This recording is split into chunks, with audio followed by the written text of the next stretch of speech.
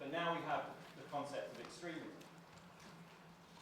People who stand up against racism, against war, against poverty.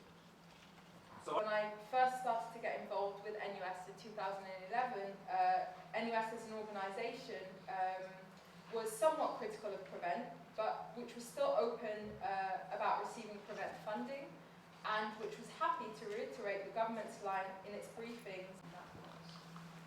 But the common denominator of all these. Wherever we look, most campuses will have stories of students, particularly from who are perceived Muslims or just generally of non-white backgrounds, being targeted by the strategy. We're seeing political societies also having their speakers far more robustly and supposedly thoroughly checked. We're having events being cancelled very last minute, interrogations of why they want to hold certain events, and if universities and colleges are not spaces of political thought and just general critical thought, then I don't know what we're telling young people these days. I mean, on another occasion we tried to raise money for Palestine during Operation Protected Edge. We started an appeal to try to raise money. And we went in with a poster, we got permission from the principal, went in with a poster so we can approve the poster, so we can put it out, we can collect some money. This is two Muslim students walking in trying to raise money for Palestinian children who are deprived of water and food.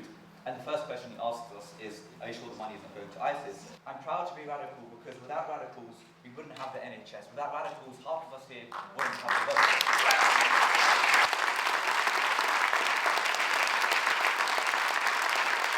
Some people would argue that Prevent is working. I would argue the contrary, that it's doing the opposite job, as being extremely counterproductive.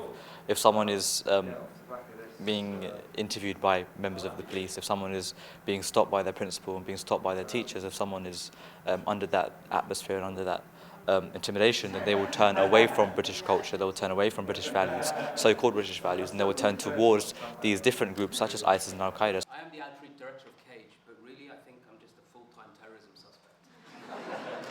And you see, in Guantanamo, I know this from my experience of being interrogated by CIA and MI5 and military intelligence and so forth. Our teachers, our lecturers, our nursery assistants, all of whom, if they feel that they do not want to work with this and feel that it is spying on their students and it is adulterating that sacred relationship, then they can get prosecuted and thrown into prison.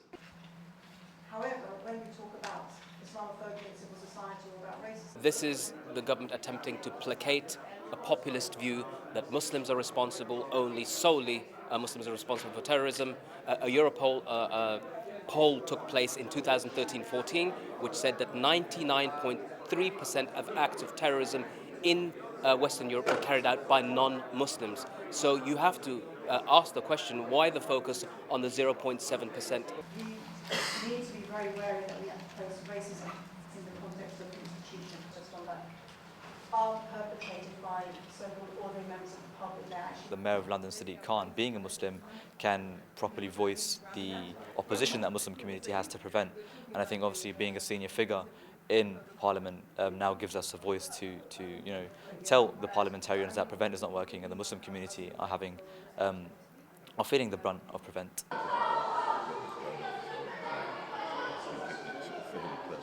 It's a bit like I was just saying to you outside with regard to Paris 21. Everybody wants to prevent any violence here. But this has never been about that. The harder you push, the stronger you become. He was called repeatedly somebody who supports or shares platforms with extremists by the Prime Minister, Prime Minister's questions, and the facts didn't marry up to the reality that he had done no such thing. But it showed that if you can target the mayor with the language of extremism, nobody is exempt.